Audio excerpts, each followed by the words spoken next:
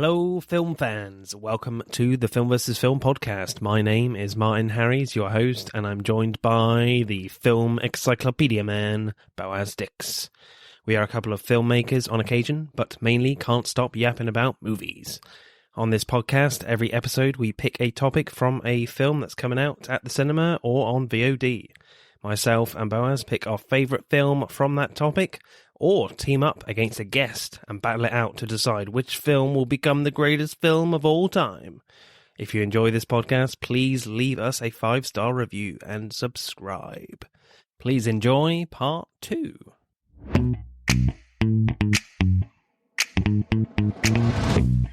So, our pick then for the legend that is Meryl Streep, we are going with Death Becomes Her. I refuse to pick any hard-hitting dramas. And just wanted a silly knockabout comedy because Bowers was like, yeah, how about Sophie's Choice? I was like, no chance. You ain't emotionally destroying me again. Because our last episode was Dead Poet Society, which I love, but man, that's a tough movie emotionally. So I was like, and arguably Sophie's Choice is like even more tougher than that. So I was like, no, I can't. No. Yeah, I would take that argument. Yes. A few months down the line, yeah, sure, but not two episodes in a row. Whew, that's a lot. So that's our main choice for going with this. So what happens in Death Becomes Her, Boaz? Yeah. So anyway, the plot is Meryl Streep plays a woman called Madeline. Goldie Hawn plays another woman called Helen, and they're old friends. And Helen has a fiance played by Bruce Willis called Ernest. She takes him to one of Madeline's shows. They meet up, but Madeline is trying to steal away Ernest from Helen, and she succeeds, and they end up marrying Madeline and Ernest. Helen is distraught for 7 years. She's like doing nothing with her life. Then she gets the idea of like stealing back Ernest and destroying Madeline's life. And another 7 years go by, and she comes back into town and is more famous and more beautiful than Madeline. Entices Ernest, Bruce Willis's character, gets him to agree with like trying to kill Madeline and making it look like an accident so they could run away together. Unbeknownst to them, Madeline has taken this beauty potion that makes, because she's jealous of Helen, which makes her like to her peak look like how she looked when she was younger. But it has the added side effect of making her immortal. So when Bruce kills her, she comes back to life. And during a fight between Madeline and Helen, where Madeline finds out that they intended to kill her, she kills Helen. Then it turns out Helen took that same potion. And craziness ensues. Yeah, this is a crazy movie. This is a very crazy movie. Jeff, what did you make of this one then? A lot of freaky body shit. I knew I would have fun with this movie. I didn't know if I would think it's a good movie or not going in. I know it's a Zemeckis movie, which I mentioned to you guys last week. That surprised me for some reason. I don't know why. I thought after Back to the Future, he would do the like Chris Nolan thing where he's like, I want to make my hard-hitting drama, if I'm doing all these fucking Back to the Futures, and he does this in the early 90s. It's like, I really enjoyed it. Maybe it's because we're doing the Meryl Streep podcast. Is like, I also feel like this is Meryl Streep kind of like sticking her middle finger up to everybody that thinks she's just the Academy Awards person. Yeah. I can do stupid movies too, That's it. I mean, no disrespect to Bruce Willis, and I know Goldie Hawn had some like prestige to her as well, but she's literally sitting there going like, look, I've worked with Nicholson on like a bunch of movies, Hoffman, right? Let's just fuck around with like the Die Hard guy. Come on, let's go. Like, let's just do it. I want to shoot a javelin through someone's stomach and then go, yes! I mean, no! Damn! Like, she just wants to have some fucking fun. Of course, what's really funny, too, and this doesn't matter at all, but I do like the Academy Awards. My podcast, we've seen, like, almost all of those. So if you have any interest in hearing about those movies and whether or not you want to drink beer, and we've done, like, all of them. But this is the beginning of her drought. This is the longest drought from 1979 to 2018. This period of time where Death Becomes Her comes out is her longest drought, which is 5 years without a nomination. And it's funny that she's doing like the River Wild in this, and she's like, look, I got to film on a fucking river with Kevin Bacon, and I got to film in these enormous sets with Bob Zemeckis and laugh every day. Fuck everybody. I love my life. I'm raising my kids and just having things. I'm sorry, this has nothing to do with the movie. I had fun with the movie. All these things. That's it. That's my speech. Boaz, what did you make of Death Becomes Her? Initial reaction, sir. Well, my initial reaction was to smile at the end. That was a fucking weird ending. It's a very strange film. Yes. It's a very strange film. It is. I think that's the only way I can like sum it up. It's weird. Weird in a kind of, not in a bad way, but in a like, my God, this is weird. Like, you know, Okay. smile to each end of just like, Jesus, I can't, this is crazy. Yeah, it's that kind of film. Yeah, just really quirky, really out there. Yeah, I really like this as well. And I had not seen this before. And when I learned that it was directed by Robert Zemeckis, and obviously he's made a lot of duds recently, and I was like, I kind of wanted to be reminded that Robert Zemeckis had made really good films in the past. Yeah, this to me seems like a script that Tim Burton would pick up. Like 100%. Yeah, for sure. Yeah, fuck it. And then after I watched this, I was like, maybe I need another reminder that he made good films. But on the most part, I found it really good. And I love like the black comedy stuff and all the body horror aspects of it. I love that. I kind of wish it kind of went a bit further with that. Yeah, I think it could have done. Overall, I had a good time. There was just something missing, and it just needed a little bit extra wackiness to me. Yeah. I think so too. It's funny. These kind of movies happen a lot, and you almost don't realize it until you think about it afterwards. Where this movie takes place over 8 years, but 90% of this movie is a 24-hour period. You know what I mean? Yeah. So like, you think about that afterwards, like, oh, that movie was funny and silly. It's like, wait, it was all one night. Yeah. You know, but like Goldie Hawn going into the fat suit, going into the mental institution. Also, I love Goldie Hawn going full Grey Gardens, like all with the cats. And like, again, I think that's what you mean, where it's like, but it's like sporadic, you know, it's like those kinds of things. Like, so I think one of the things I had like with the plot of the film that is disappointing. So you were saying with the body horror, with me, it's not so much that, but it's just, I didn't see where this film was going. Like, what was the point? It doesn't feel... Yeah, so I think this is like a kind of like, it's funny, and a lot of the writing is really funny. But if I'm talking like the structure of the film, there doesn't seem to be like a cohesive plot that like feels fulfilling at the end. And yeah, you do just have like, and I feel there are inklings of things that could go somewhere. You know, where you're like, oh, she's come to destroy her life. Okay, where's that going? Then it's like, oh, she's got this young potion. Where's that going? Oh, they're going to fake her death and run somewhere. Where's that go? But it's like, it kind of just, it does something else, but it doesn't know where it's going. It's just like a bunch of stuff. Yeah, it doesn't really know where it's going. A bunch of stuff happens. Then he's got to like repair them, and then they try and then he wants to leave them. Then they try to make him immortal. Then he leaves, and then he lives his life. And you're like, you know, that doesn't really feel like a full plot. You know what I mean? It seems like there's a lot missing here. yeah. Well, there was reported that a whole entire character was completely cut out of this film as well in the editing process. So. Where? Yeah, exactly. So directing then, in the most part, I think Robert Zemeckis keeps the directing pretty simple, I would say. For me, a lot of the funniest moments are sight gags.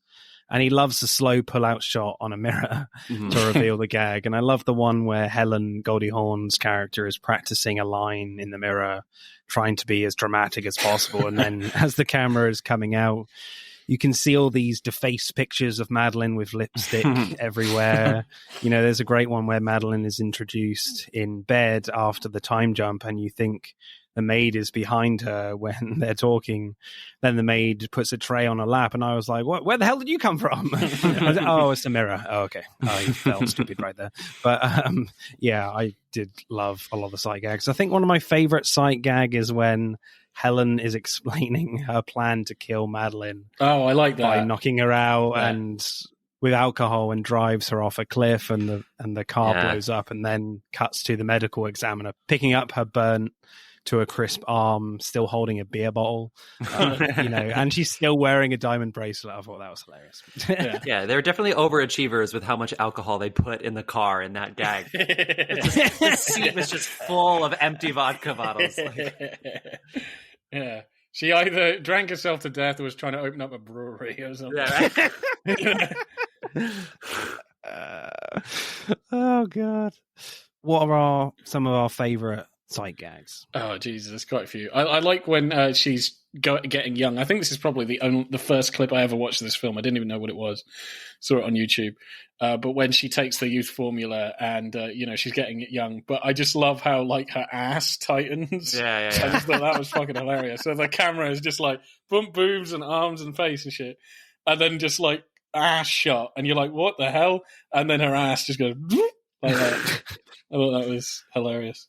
Do the sight gags count when you have the actress in the foreground and then the person wakes from the dead in the background? Oh yeah, cool. Yeah, that was funny. I love it because it was great with Meryl because Bruce is on the phone. Not to spoil anything if you haven't seen it, but then the next time you do the same exact thing now with Meryl in the foreground and Shirley MacLaine in the background. Not Shirley MacLaine. Okay, Goldie Hawn in the background. Goldie Hawn, yeah. She's so towering in Postcards from the Edge. I'm just putting her in all these movies. Yeah. This is probably the sequel to. That's right, yeah. So the audience member, you think you got the trick, and you think Goldie Hawn's going to wake up, and then they don't do that. She actually wakes up. I thought that was a good sight gag. But no, the more obvious example is just the what I said before, the javelin going through the empty stomach. It's like it's so stupid and so fun. Yeah. Oh yeah. Oh darn no. Yeah. Yeah, that's great. Yeah, I've written the same note as you, Jeff, with the foreground and background comedy there with Madeline's death. And I kind of really enjoyed the moment where, like, Madeline is, like, teetering on the top of the stairs. And you feel like it's going on for way too long. Yeah. And then Meryl Streep says something like, oh, hurry up, you wimp. And then he just pushes her. And it's so brutal as well. He mixes all these tones of brutality, comedy. It's really brutal. There's a lot of tight shots. There's a lot of and a lot of repetitive shots going on there, and you can feel the pain go right up your spine as she's falling down the stairs. It's really brutal. Yeah. And I had to actually watch it again before the music kicks in. You can see her leg move in the background before the music kicks in while Bruce Willis is on the phone. That was great. Just the comedy in there. And obviously, as you said, Jeff, they kind of tease that again with Helen's death. Madeline blows a hole through Helen, and you have that kind of similar setup. Madeline is in the foreground arguing with Bruce Willis, and she doesn't come up, and you're like, oh, okay, she must be dead then, even though it's kind of heavily implied that she's taken the health potion already. And you have kind of the reverse angle, and you're like, oh, okay, they're going to put her in the tarp or whatever, and then her head just comes right into the shot. I thought that was a great misdirect from Robert Zemeckis there. Yeah, the effects looked a little shonky, but I still kind of enjoyed the fact that it goes right up into shot and right in your face as you're watching it.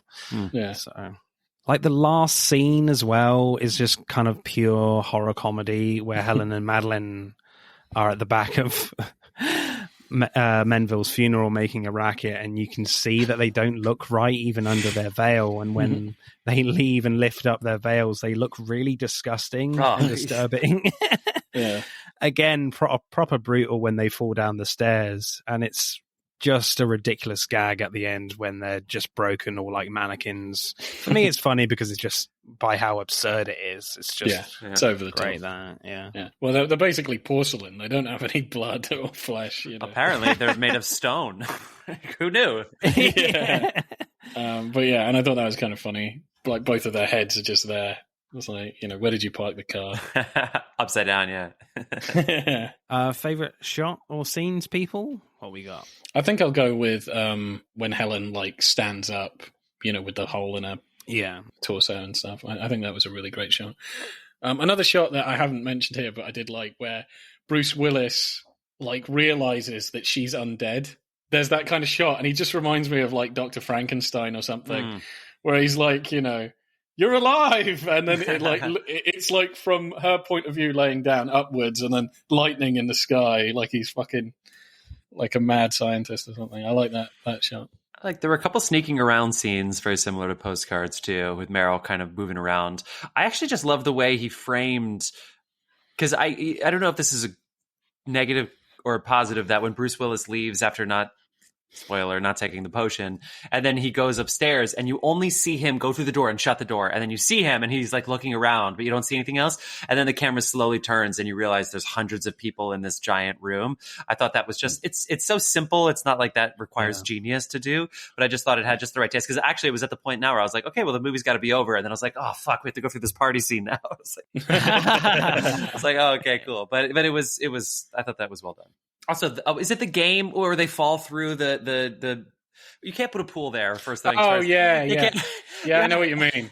You have like this atrium with all of these windows, and then at the bottom of it is a glass ceiling over a pool. I feel like a plant is going to fall out a window and just shatter that. Yeah, or if you had hail or just anything really. Yeah, it's a safety concern. Hopefully they have central air, so no ACs are falling out of those windows. Yeah. Like one of the tiles falls off, and then you go for a swim and you fucking shish kebab. It doesn't make any sense except to escape falling off the roof. Yeah, right. Yeah. And even then, it's funny how in a load of movies you can go through glass like it's nothing. And he went from a hell of a height. Like, I'm sorry, he should be, kebab meat. There should be nothing left of this guy. Oh yeah. Only in a Zane comedy about death. Yeah, the Helen reveal is my favorite shot as well. Yeah. But I did like some of the effects of when after they fight and just, the shit that they do to each other. I like when Madeline, her head, I think she breaks her neck again or some shit. Mm-hmm. When she hits her with the thing and it goes all the way back and then she pulls it back. And then she's got no neck, so her head is just slumped into her body, and she has to pull her head out of her. I thought that was a funny visual gag. I think certainly one thing that definitely freaks me out a lot is just the kind of the sound design in this. When her head does get snapped and things, when she's snapping it back, it's just like, oh god, please, sounds horrible. Turn it down a bit. I think you can notice some of the effects a little bit. Yeah, no, you can definitely notice some of them. Yeah, like they use CG when it's kind of a big wide shot on Meryl Streep when her head's round the wrong way, but on the reverse side, it's all kind of practical, which is interesting. Guys, this won the Academy Award and your BAFTA Film Award for Best Visual Effects. It did indeed, yeah. Not entirely deserved. We've come a long way. I think certainly Meryl Streep's acting in those moments with the effects is great. The fact that she has to walk backwards and I can see my ass, and all that stuff. That whole thing was great too. I don't know how they did that, but that was great. I think definitely a lot of the practical stuff is really damn good, and even some of the CGI. There are some iffy bits, but some of it's pretty good. I do like you can tell some of it, but I think especially at the time, their de-aging of her, I think just looked really quite impressive. Yeah. I think you even see films now, they're really leaning into de-aging technology. Yeah. And even half of the time it doesn't look any good. So and just kids on Instagram. Just really into it. Yeah, exactly. And basically, you can do it now with the click of a button if they didn't want to pay their CGI staff. You just use what the fuck is it called? Deep fakes. Yeah. But yeah, for the 90s, I mean, it's pretty interesting. It's fun too. Luckily, it was a comedy. I think that's probably why. So this beat out. It's not about Oscars, but Alien 3 and Batman Returns, which are also, Batman Returns is a kooky movie, but maybe they were just like, at least this knew what it was and it had some fun, and it will continue to be improved upon. Yeah, not difficult to beat Alien 3, to be fair. Yeah, exactly. Directing score, Jeff. What are you going for Death Becomes Her? I got pretty high. I'd probably go somewhere around an 8. Oh, okay. Is that not high? I think that's pretty high. No. Yeah, you can use decimals if you want, or flat 8. I'm going to go flat 8. I knew what it was. There were room for improvement, but I knew what it was. Boaz, what should we go for?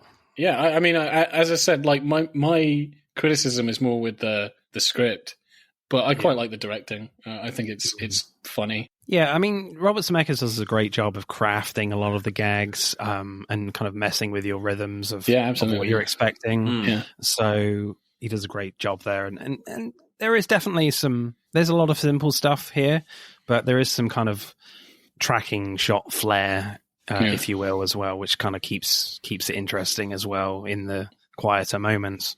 7.7. Oh, you can correct us, Boaz, if we need to go up or down. yeah. Up or down? I'm not sure I want to go an 8. Okay, 7.8. Okay. Yeah, great. Very particular here on the Film versus Film. Hey, I'm James Lovino, and I'm here to tell you about Alternate Sides, a movie podcast with a twist. I've worked in the film business for 2 decades, but I haven't actually seen that many movies, and this has been driving my frequent collaborator, Sam, a self-confessed film snob, crazy. So every week, while he's stuck in his car trying to avoid getting a parking ticket, thanks to New York City's alternate side parking regulations, we discuss a classic film I've finally just gotten around to seeing. Alternate Sides, a new podcast about movies, parking, and a 25-year friendship, wherever you get your podcasts.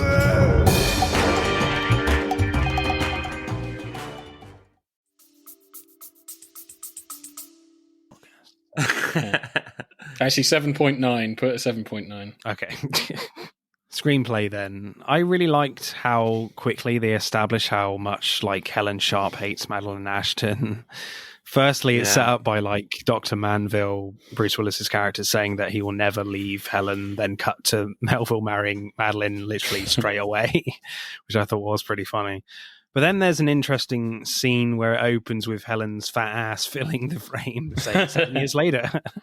Mm-hmm. And she just wants to watch Madeline get killed over and over again in a movie while she gets dragged out by the evictors. Then in like a psychiatric hospital, there's a brilliant like drawn out scene where Helen just wants to talk about Madeline Ashton and all the other patients just freak out like that's all she's ever talked about in the hospital. And it's just a brilliant, like funny few scenes with a bit of edginess to it, just to establish how much she absolutely hates this character of Madeline Ashton. I thought it was really well done. Yeah, I already burned through my whatever happened to Baby Jane reference in our last film, but I think this, All About Eve, but funny. I think they get to that pretty quickly too. Again, setting up the tone, letting you know how to watch this movie, and they start. I mean, how ridiculous is that opening sequence with Meryl Streep in the Broadway number, which is a fantastic opening. Yeah. I love this in comedies too, where I'm watching it and I'm like, I don't know, this looks pretty fun. And everybody's walking out and like snoring and stuff. But then immediately to get into the Goldie Hawn with Bruce Willis, right? Just to get into it right away. I thought that was well done. And it was zany and silly and could have been corrected here and there, but it had its wit and it kept it moving. I don't think there were any times where it took a step back necessarily. So yeah, kudos. I feel like the weak element in this film, and I think we're all in agreement here, is the script. And I think it's because the characters are just not very likable. Yeah, I think that's a good point, actually. And, you can have films where, like, you have obscene characters, but the film is awesome. It's really interesting, but I'm not sure it quite gets there in this film. Madeline is unlikable from the start, and you're rooting for Bruce Willis's character, Ernest, but he goes off and marries Madeline straight away, and you're like, he's a dick. Then you're on the side of Helen's character, and then when Helen has a hole blown through her stomach and she realizes she's taken the potion, and you realize she's taken the potion too, even though it was heavily implied because of her weight loss, and she only takes the potion to compete with Madeline and take Ernest back. And so none of these characters are particularly likable as you get to like halfway through the film. So in the end, I didn't really care about what happens to these characters. The film does make attempts to redeem Ernest near the end, and he's willing to die and not take the potion. But I don't think that's enough for me to make him likable again, and the film falls a bit flat in the end. And I think Ernest needed a bit more likability to him, and the plot needed to be a bit more wackier. And I would have loved to have seen more Isabella Rossellini in the castle, because I feel like she was the most interesting character, very unused for me. She was really cool. Yeah. I just about that. I love how epic the set was and how slow and almost like Kubrickian that everybody was moving in there. And then Meryl Streep then got to flex her comedic acting muscles, where it was like she was the fish out of water in that scene. I thought that went well. Yeah, there was this weird sort of, I don't know if it was intentional or not, but Meryl Streep started very much, you don't like her. And then she tried to get more and more likable throughout the film. Goldie Hawn started out likable and then got more and more unlikable throughout the film.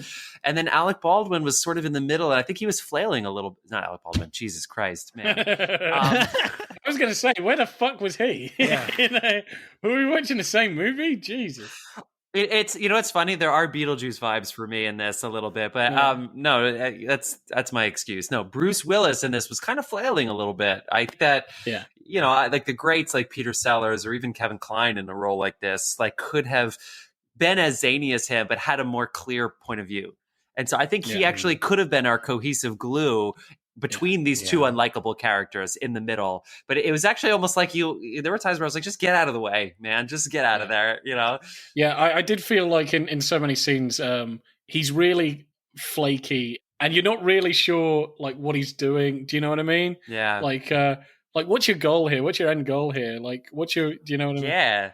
He should have been firmly planted in between them, really. And I didn't get that from him. Yeah, I think because I think that would have where he decides to get rid, destroy the vial and even run away. It's like I think that would have carried more weight if like through it he had a kind of personality of do you know what I mean? Like like some sort of moral cohesion. Like what you girls are doing is wrong. It's It was so obvious he shouldn't take it.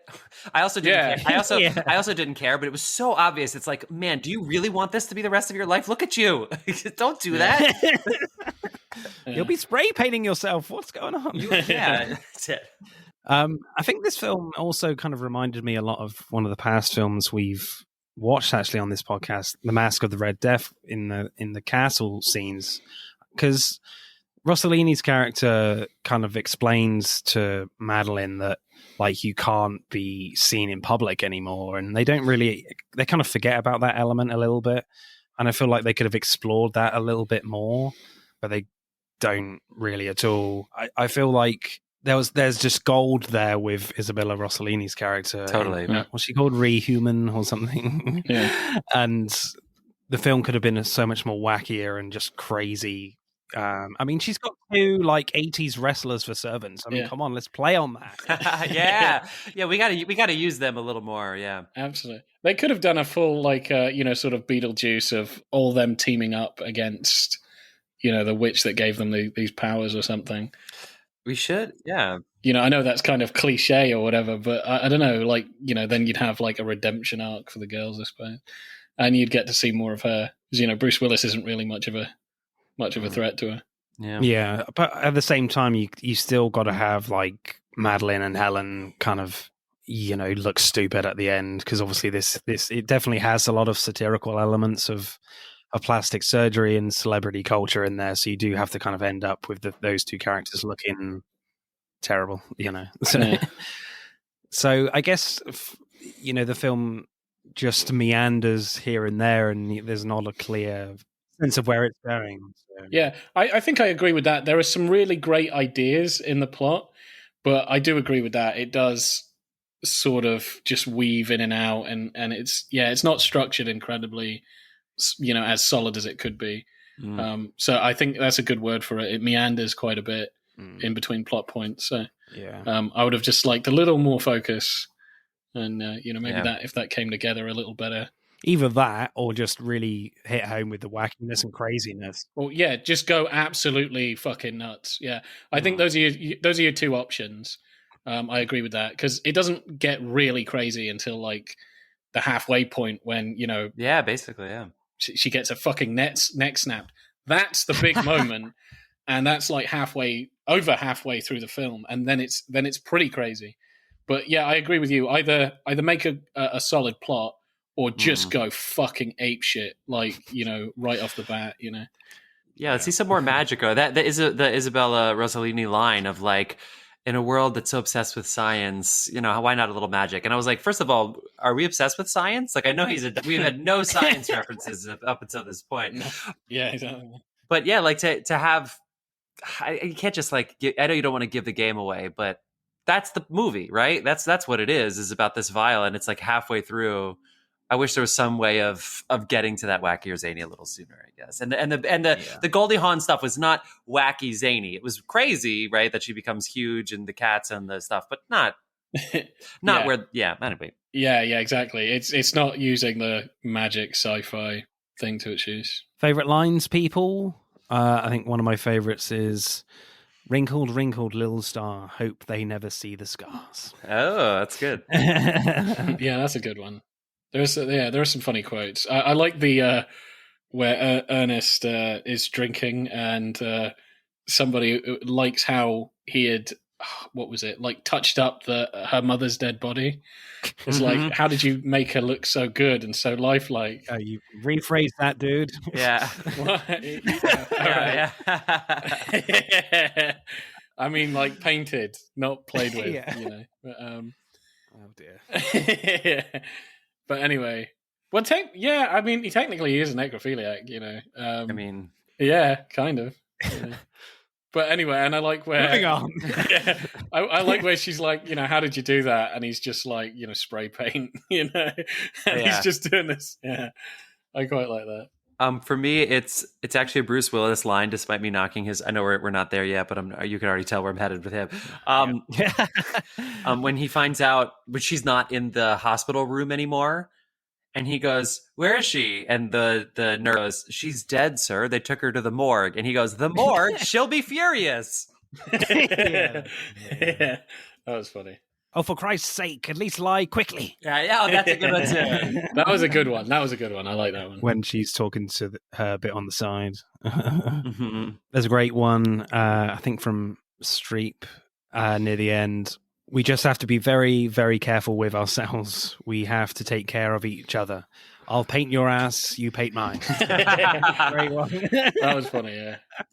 I like that one with the ER doctor where he's like, you know, testing her. Is like, you know, do you feel that? And it's like literally all the way back with her wrist. Yeah.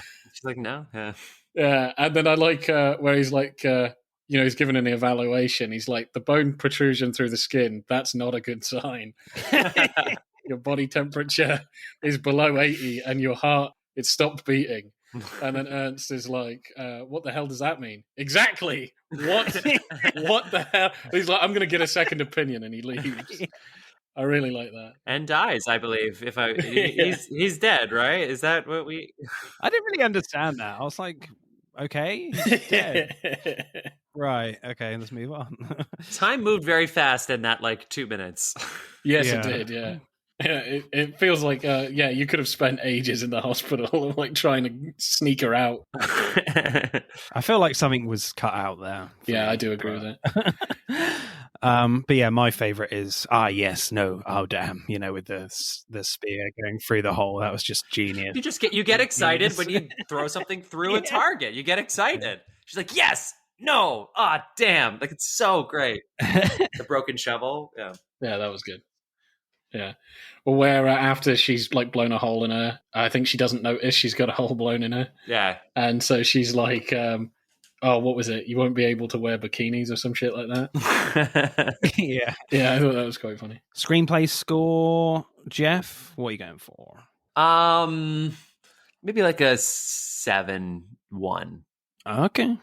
What should we go with, Bowers, then? Oh man, it's not great. No, there are good ideas and there are funny lines and there are good bits, but I just I mean, I've just said it. I just feel that there's a lot missing, really. 6.8. Yeah, right. I just feel like it just gets a bit lost. I think it gets a bit lost. Yeah, certainly with Bruce Willis's character, as we've all kind of said. So yeah. There's some great funny lines here, but. It feels, as we've kind of said, it feels like it's stuck between two different types of film, like a real farcical black comedy, like a supernatural. There's kind of you've got to have a plot in there somewhere, and you know, feeding those two things kind of doesn't quite work. Yeah, how about actually a 6.6? Oh, harsher. 6.7. Okay, meet down the middle. Acting then. Meryl Streep has some amazing comic timing in this film. And I love the scene with Isabella Rossellini, who plays von Ruhmen, I think. And she's explaining how the potion works, and Streep looks in awe, and then in a brilliant, like, deadpan way, just says, "How much is it?" Yeah, that was funny. And then Ruhmen tests the potion on Madeline's hand, and it turns all young. And again, brilliant, like, deadpan in almost the same way, just says, "Do you take a check?" Again, just brilliant comic timing. Just the way she shouted, like when she gets stabbed and she goes, "Ah, what are you, nuts?" Like the way she shouts in this, again, this very Kubrickian weird world, just like almost dystopia with this huge set. And then you have Meryl Streep just giving this, like, you know, a black, you know, farcical comedic take. Yeah. I think she just does her, like, comedy rage stuff so well. And kind of goes into that really easily and naturally that I find not many actors can do, that comedy rage type thing, with her timing as well. The look on her face when the love interest that you'd mentioned before, when she finally realizes that he's been in bed, it's like, she just says, "Well, find someone your own age," and you cut to her face, and then there's the most blatant fake rainstorm that comes. That's like a full torrential downpour with like the thunder strike, and you just see Meryl's face unfazed by the fact that it now is drenched, like on the dime. Like, it's really, really cool. The, like, opening number in the theater is really interesting from Meryl Streep with her comedy acting, like, where she sings, "That's the question I'm most afraid of. One that asks me what I'm really made of." Then cups her breasts, and then was like, "Oops, wasn't supposed to do that. Started out." I feel like that was part of her character of just like, "Oh, I wasn't supposed to do that." I found Bruce Willis a little one note in his despair of his situation. Like, his performance was a bit tiresome by the end. Not really at the same level as, like, Goldie Hawn or Meryl Streep in their comedy acting. And at the end, I was just willing him to drink the potion so he could be happy at some point in this film. You know, you can tell this type of acting doesn't come naturally to him at all. Like, you feel him trying really hard. That's it. That's like it. Goldie Hawn and Meryl Streep make it look effortless, whereas Bruce Willis feels like he needs a run and jump to it. You know, I agree. Well, I'll just say flailing again. I felt like he realized he realized it wasn't coming easy to him. So in his effort to put in too much work, you never want to see someone work on screen. That's like a go-to actor saying, right? If I can see you working, that's all I'm thinking about is you working and not your character and not your intention and stuff. And there were times where he just seemed like he's like, "Oh, it's a comedy. I need to do this." And it's like, no, it's got to be grounded. I mean, at the same time, I feel a bit gutted for him because he's like, true. Surely Bruce Willis is allowed to have a good time at some point in this film. Just feels so sad and upset. I don't think Bruce Willis, the actor, had enough fun. I think the cuts ended and he went, "Oh, how do I do that better?" Just head in his hand. Like, oh, Jesus. Like, he probably laughed off, be like, "Oh," but deep down inside he was going, "Man, it was Die Hard's easier." I wish I was kicking ass. You know.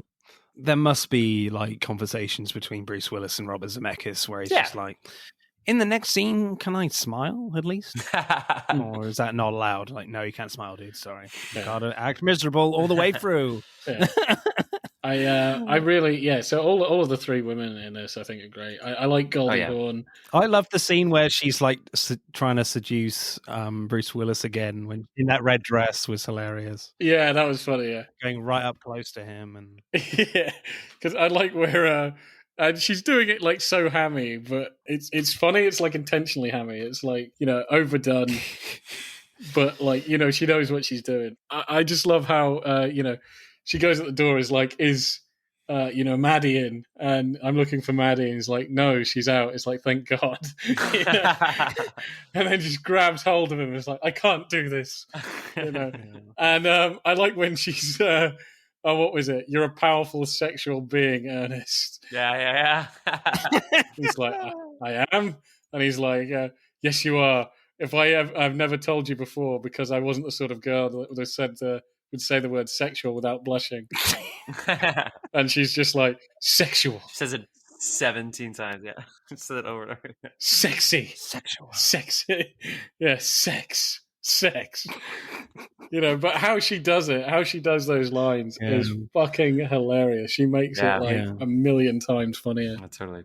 Yeah, I love the bite she has with her eyes when they're like on the phone and after Ernest kills Madeline, and she's like, "We went over the plan like 5 times, Ernest. What are you doing?" I love that simple shot of her just looking really pissed, but not doing too much. It's just like she's brilliant there. I mean, I guess it's a controversial subject these days, but I did love her in the fat suit. I'm not going to lie. Like, she was great as just, this big lady just really just wanting to watch Madeline die over and over, watching that film. That was great. It's basically her last wish. Well, I like how when she opens up all the cupboards and we still haven't seen her face, and she's just like hands on her hips, just like looking at all the fucking shit that she's got. So much cat food. So for me, my favorite performance would be Goldie Hawn for me. Yeah, I think she's because she has the more variety in her comedy performance. She has to be, a seductress. She has to be the big crazy lady, and she has some really like quiet, stern moments as well with Ernest. Yeah, and I mean, even when she starts off the film, she's completely different. Like, she's very mousy to start with. And then like just fucking like, I don't know, like a wreck of a person, and then like just like overconfident, over the top. Yeah, I think she was really good. I like the physical acting of her, like breaking into the manor and stuff like that, like jumping the fence and like rolling under the car. The car almost squishes her, and running through the fence again just before. I want to know how they did that shot. Did they do it? Did they reverse it? Like, how did they do that? They almost killed Goldie Hawn. Yeah, maybe she's got like a twin sister. Like the real Goldie Hawn died during the filming of this. They cloned her. Well, at first I was like, well, but they just probably reversed it. And I was like, but wait, he does like an L turn. Like, either way, even if you reverse it, they still like, I don't know how they did it. Yeah, you still have to get close to this woman's face. Yeah. I don't know. Yeah, just don't tell Kurt Russell, I guess. Favorite performance, Jeff? Who are you going with? I go Meryl Streep. I think in this, it's just, I mean, it's an obvious answer, I suppose, but it's just the greatest combination of being generous to her scene partners, but also just being so commanding of every single moment. Oh, absolutely, yeah. Yeah, she's a great presence in this film. Starts out unlikable for sure, but then I think I got there. It took some time, but I got there. Yeah, I guess I would agree with that in the fact that she is the one that does become a little bit more likable, I guess, just with her quality of acting, I guess. And she just has great chemistry with Goldie Hawn when they kind of become frenemies at the end. But yeah, their interaction in the latter parts of the film is great to watch. Yeah. Boaz, who's your favorite performance? Probably just edge it out to Goldie Hawn. Yeah, all right. But I think they're both absolutely phenomenal in this. Acting score, Jeff, what are you going for? It's Bruce. This is the thing. Like, if it was just the other three, this would be like up in the 9s. But and I don't dislike Bruce Willis. It's just, God, what would Kevin Kline have done to this? Specifically at this time period, like 2 years after Fish Called Wanda and 10 years after Sophie's Choice with Meryl. Yeah, that would have been perfect. Yeah, I think that would have been fucking perfect. I'll say 8.1 because of everybody else. Boaz, what should we go for acting score then? What are you thinking? I don't know, high 7, 8? I wouldn't go like high 7. I think that's way too low. Okay. Yeah, I think even regardless of Bruce Willis, I like the other, especially Meryl Streep and Goldie Hawn so much in it. And I mean, they're in it most of the time. I must say though, like the little cameo scene Sidney Pollack has is amazing as well. Just great comedy timing when he leaves, after saying, I think I'm going to need a second opinion is genius. Yeah, that was funny. Yeah. The doctor was great. Yeah, man. So I don't know, like 8.5? 8.3. Yeah, okay. Okay, cool. Right, let's add up the scores then for Death Becomes Her. I have bated breath. Well, we'll see eventually. Jesus Christ, man. It's all right. That's all right. Yeah, patient. It takes longer and longer every fucking week. Jeez. Death Becomes Her gets 46.1. So Postcards from the Edge wins this one, which I think is deserved, to be fair. It's a great script. Great film. Yeah. I wonder if you just did scenes, like your 3 favorite scenes from each movie. I wonder what that battle would be, but yeah. Oh, that'd be But interesting. on the whole, yeah. Next episode, as Ant-Man Quantumania reaches screens around the world, Marvel is returning people. And no, we're not going to do Paul Rudd films. And no, we're not going to do Michelle Pfeiffer films. And no, we're not going to do Michael Douglas films. Nope. We are doing Ant films. Yes, creature feature Ant movies we are doing for next episode. We're going to be really scraping the bottom of the fucking barrel there. There's some good ones out there. Honey, I Shrunk the Kids. That's a great movie, actually. Yeah. I'm dibbing that. Yeah, I'm taking a dibs on that. Don't they like make friends with an ant? Them. Well, actually, what we could do is I take ants and you take Bug's Life. Possibly could do that. Yeah. Oh, fun! That's fun. That would be a good one. Yeah. Jeff from the Love of Cinema pod, you have been amazing. Thanks for coming on. This is your opportunity again to talk about your podcast. And where can we find you? So fun. We're on all this. Of course, we have the link tree set up on our Instagram, and the Love of Cinema. It's a heart with 3 faces. We were the only Love of Cinema when we launched this, and then the other Love of Cinemas tried to come out to play. But it's a heart with three faces on it, and we have done. We've done series. We did a franchise face-off where we talked about different franchises and had them face off against each other during COVID and such. But the idea is that we stay positive and we drink. So that's the moral of the story. If you have movies that you've watched in the past year, or you want to catch up on your Oscar movies, check us out. We drink, we curse, and we try to be spoiler-free at first, and then we go a little nuts once the sauce starts hitting us. So yeah, Love of Cinema. Nice. Jeff, it's time to say goodbye. You've been amazing. Bye-bye. Thank you so much, guys. Thanks, dude. And it's goodbye from the Mr. Encyclopedia Man. You can kind of sort out your head now, straighten it out. Bye-bye. But you calling me ugly? Motherfucker. No, you just need to straighten your head. Like, for most of the podcast, we couldn't literally see you because of camera issues. Yeah, that's true. But I'm just imagining in my head it's because your head is around the wrong way. But there we go. Yeah. It's inside out, upside down. Yeah. All right. Bye-bye. See ya. Yeah. That's it for part 2. Thank you for listening. We hope you enjoyed it. Check out part 1 if you haven't done so already.